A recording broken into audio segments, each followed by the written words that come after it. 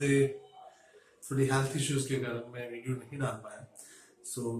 आज मैं +2 का टॉपिक शुरू करने जा रहा हूँ। जस्ट छोटी सी वीडियो बनाऊंगा, ज्यादा लंबी नहीं है। सिर्फ उसका एक छोटा सा टॉपिक इंट्रोड्यूस करूंगा। इट्स माई प्रॉमिस की कोशिश यही रहेगी कि कल से आपको अर्ली मॉर्निंग में वीडियोस मिल जाए, ठीक है। कल से आपको अर्ली मॉर्निंग में ही I think so near about 11, ठीक है, आपको आपकी वीडियोस मिल जाया करेंगी and I will be regularly maintain this order, ठीक है। तो आज यहाँ +2 का मैं टॉपिक शुरू करने जा रहा हूँ, that is solid chemistry. Start करते हैं, ठीक है। केमिस्ट्री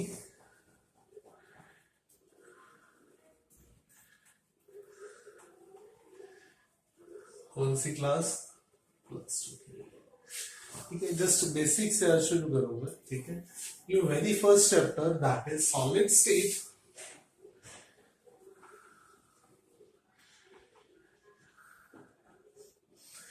अब सॉलिड स्टेट में बात आई है तो हम सबसे पहले बात यहाँ पे करेंगे सॉलिड स्टेट की, ठीक है। सॉलिड स्टेट में सॉलिड की प्रॉपर्टीज, पहली having a strong forces between the molecules,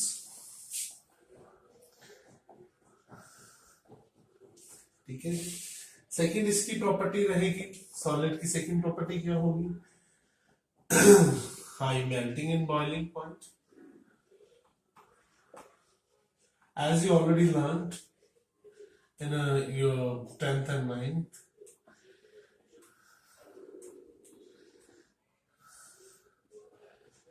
ठीक है। Strong forces, high melting point and non compressibles होते हैं, बहुत सारी हाई डेंसिटी होती है, एनीथिंग एल्स, बहुत सारी सॉलिड्स की प्रॉपर्टी होती है, ठीक है। तो जस्ट ये बेसिक्स सॉलिड के रिगार्डिंग का, स्ट्रॉन्ग फोर्सेस है, हाई मेल्टिंग पॉइंट है, नॉन कंप्रेसिबल है, डेंसिटी है। हाँ, next important thing is solid के having a definite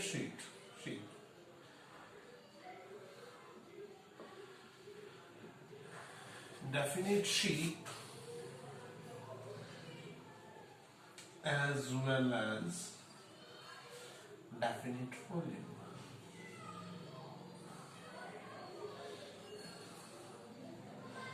definite shape और डेफिनेट वॉल्यूम इसका होता है। तो that is about the solid state. Just you have to be sum up by from your book, ठीक है। This is all about the solids, ठीक है। सॉलिड स्टेट क्या होती है? Now here we are going to learn the types of solid state. कितने तरह के सॉलिड्स होते हैं, देखिए वो देखेंगे, please have a look. Types of solid के अंदर अपन सबसे पहले पढ़ेंगे types of solids. Here we are going to learn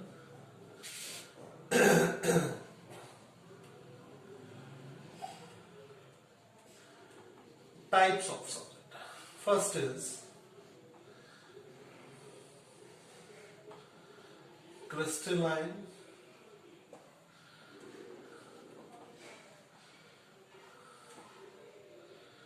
amorphous solids, crystalline as well as amorphous solid, ये दो तरह के हम सॉलिड्स के बारे में पढ़ेंगे। सबसे पहले मैं बात करूंगा क्रिस्टलाइन सॉलिड्स की, ठीक है।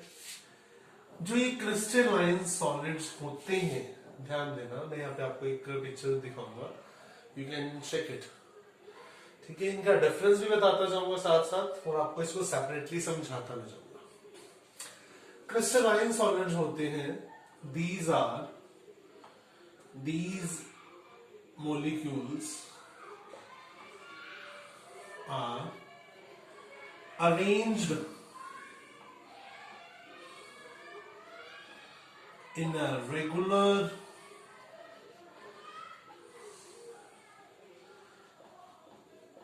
manner and having a long chain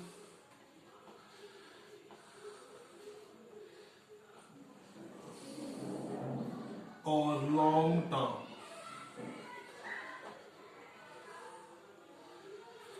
ठीक है। कहता है जो ये क्रिस्टलाइन सॉलिड्स होते हैं ये लॉन्ग चेन सॉलिड्स होती हैं, बहुत बड़ी इनकी जो है वो लॉन्ग चेन बनती है, 2 डायमेंशन से ये 3 डायमेंशन में भी कन्वर्ट हो जाते हैं। तो एक लुक दिखाऊंगा मैं यहाँ पे आपको, जस्ट यार इसकी एक एग्जांपल देने जा रहा हूँ कि क्रिस्टलाइन सॉलिड्स यहाँ पे कैसे हो सकते हैं। ठीक है, यहाँ पे बात करता हूं मैं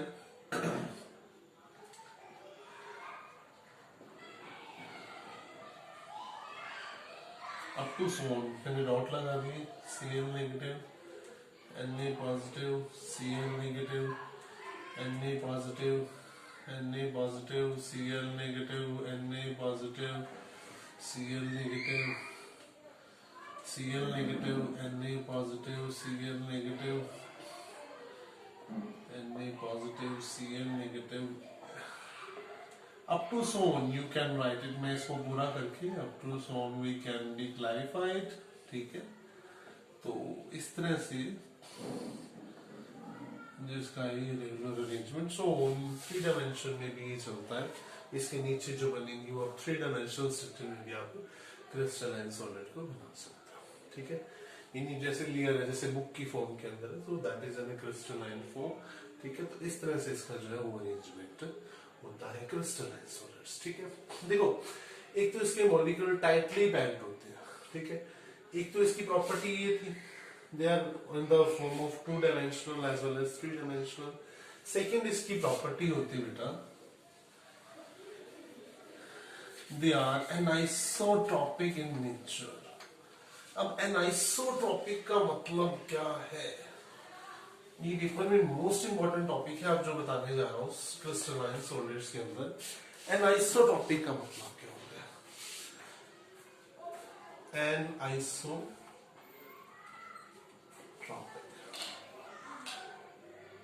ट्रॉपिक का मतलब होता है डायरेक्शन। ठीक है, आइसो का मतलब होता है सेम। अब जब आगे एल लग गया तो मतलब होता है नॉट। यानी इसके अंदर एनाइसोट्रॉपिक का मतलब है कि इसके ऊपर जो भी आप, चाहे रिफ्रैक्टिव इंडेक्स है, चाहे रिफ्लेक्शन ऑफ लाइट है, चाहे इलेक्ट्रिकल कंडक्टिविटी है, उन सब की डायरेक्शन क्या होगी? Direction is not same. ठीक है, तो crystalline solids are they are anisotropic in nature. Suppose that, मैं आपको एक एग्जांपल बताता हूँ। सपोज दैट मैं एक अनदर मार्कर यूज करता हूँ यहाँ पे, green marker. I think so I have to use two different colour marker. ठीक है, on this board, so you can easily clarify. मैंने यहाँ एक रेड लिया, एक ग्रीन लिया। ठीक है,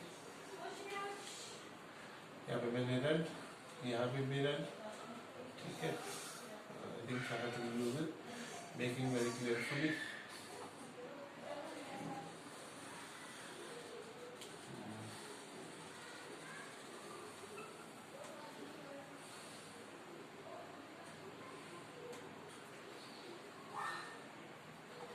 This I have to make it to the down। असल में 4 लेयर्स में इसको समझा दूंगा आपको। ठीक है, आपको इसमें ज्यादा समझने में इजी हो जाएगा आपके लिए ये चीज को, ये चीज कहना क्या चाहता हूं मैं आप लोगों से।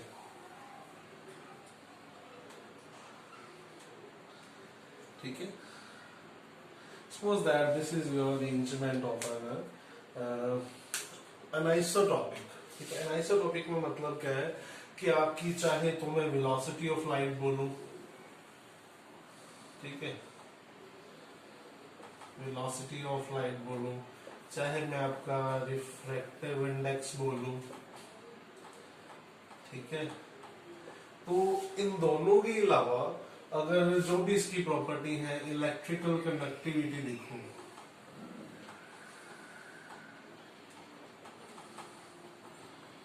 अगर मैं इलेक्ट्रिकल कंडक्टिविटी मींस अगर मैं इन तीनों पॉइंट्स को देखूं, ठीक है, और भी हो सकते हैं एनाइसोट्रॉपिक में। तो ये देखो, अगर मैं वेलोसिटी ऑफ लाइट की बात करूं तो इसके साथ सेम हो सकती है। ठीक है, इसके साथ डिफरेंट हो जाएगी, सेम तो नहीं है ना, है ना।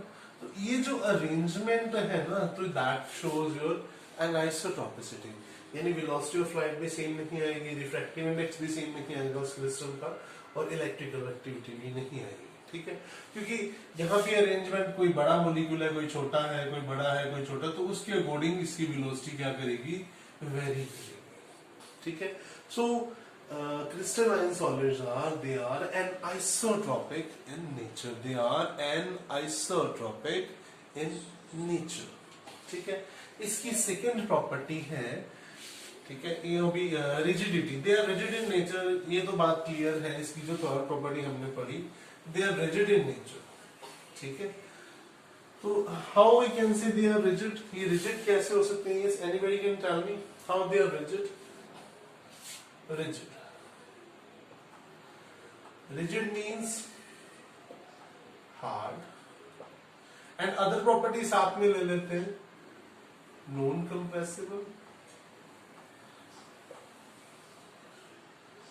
ठीक है, hard। अगर तो strong forces है तो ऑब्वियस सी बात है, अगर मॉलिक्यूल्स के बीच में स्ट्रॉन्ग फोर्सेस हैं तो मॉलिक्यूल अपने आप क्या होगा, हार्ड होगा। अगर वो हार्ड है तो they are non compressible, so they are interrelated property. अब इसके साथ नेक्स्ट आ जाता है मेल्टिंग पॉइंट,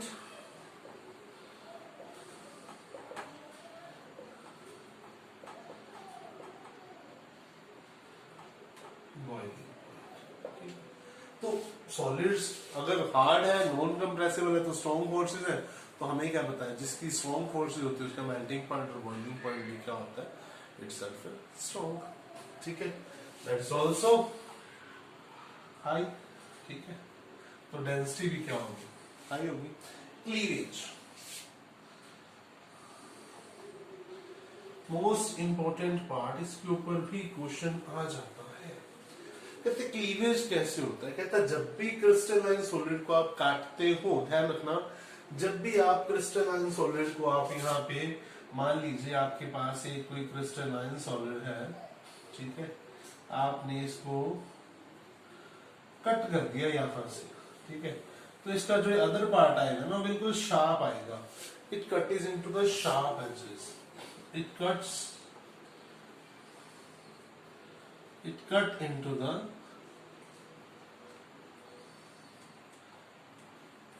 शार्प एजेस। ठीक है जी, तो जो ये प्रॉपर्टीज हैं they are all about your crystalline solid. अब इसका अनदर पार्ट देखते हैं, that is your amorphous solid. Amorphous solid के अंदर no doubt there is an irregular arrangement of a molecule. देखिए बात ही वहीं से शुरू करता है। आप जब एक पहला डिफरेंस लिखोगे ना, आपको वो चीज वैसे क्लियर कट हो जाएगी, क्योंकि जैसे हमने क्रिस्टलाइन में लिखा कि they are in a regular shape, they are in a regular form, तो उसके अंदर वो क्या बोलता है, no doubt it's an irregular form. ठीक है, इर्रेगुलर अरेंजमेंट है।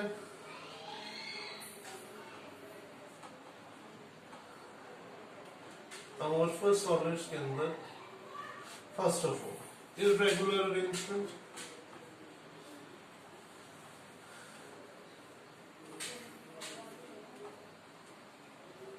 इर्रेगुलर अरेंजमेंट है।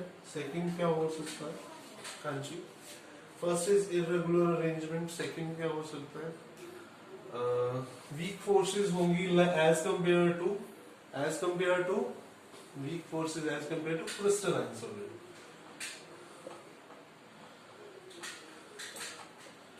Weak forces as compared to crystalline solids. And third one is, देखिए अगर forces weak है तो they are compressible as compared to the crystalline solid। ठीक है, they are compressible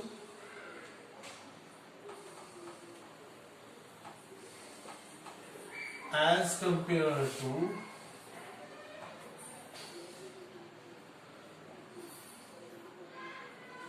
ये बात को लास्ट में कंप्लीट करना है।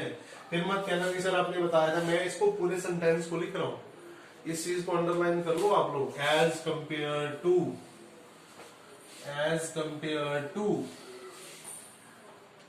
ठीक है ना, तो जो ये चीजें हैं ये आप लोग के लिए बहुत ज्यादा बेनिफिशियल होने वाली है, ताकि जो आप इस चीज को अच्छे से पढ़ लो। उसके बाद इसकी फोर्थ प्रॉपर्टी आती है, जो आप इसको पढ़ते हो दैट इज वहां पे हमने बोला था crystalline solids they are anisotropic in nature but they are isotropic in nature. वहां पे हमने क्या बोला था, crystalline solids are they are anisotropic in nature but they are isotropic in nature. अरे भैया आप तो बता दो एनिसोट्रॉपिक इन नेचर कैसे, आइसोट्रॉपिक कैसे हो गई? Isotropic, iso means same direction. इसमें क्या होता है आइसोट्रॉपिक के अंदर, इसमें मॉलिक्यूल्स क्या होते हैं, दे आर इर्रेगुलर अरेंजमेंट। ठीक है, इर्रेगुलर अरेंजमेंट में आप जैसे मर्जी लिख सकते हो, सपोज दैट ये यहाँ पे ऐसे हैं, ये अलग अलग तरीके से हैं, मुझे नहीं पता किस तरह की है but they are in irregular geometry. ठीक है,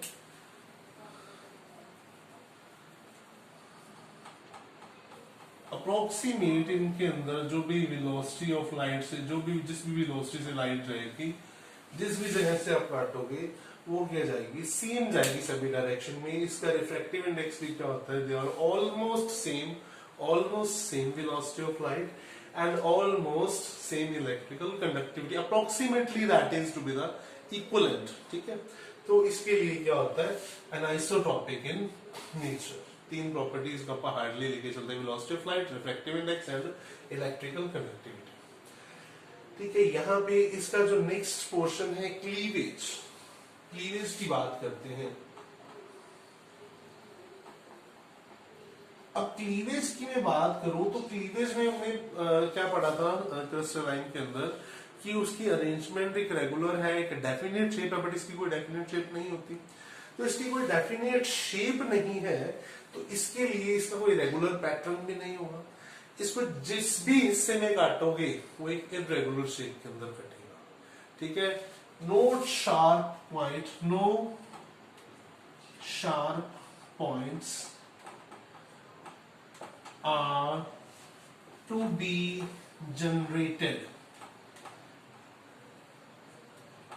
ठीक है जी, कोई शार्प पॉइंट या शार्प पॉइंट्स की बजाय आप एजेस ले लो, पॉइंट्स की बजाय आप यहाँ पे एजेस ले लीजिए, is to be generated. So this is all about your crystalline and your amorphous solid. ठीक है स्टूडेंट्स, तो आज के लिए सिर्फ वीडियो इतनी ही थी। तो कल मिलेंगे शार्प में आपको वीडियो 11 बजे तक, हार्डली 11:30 आपको +2 की इसी भी आगे कंटिन्यू और इसका एक क्विक रिकैप मिलेगा। Thank you so much student, आज के लिए थैंक यू सो मच।